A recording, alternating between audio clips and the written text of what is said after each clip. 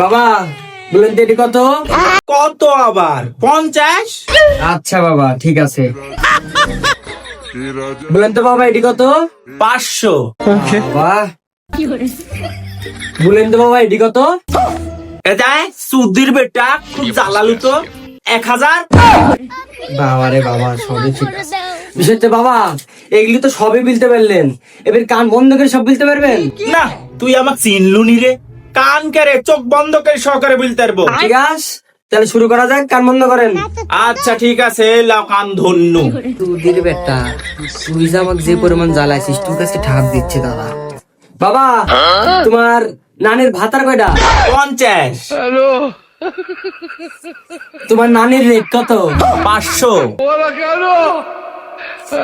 আর তোমার? সুধীর বেটা 1000।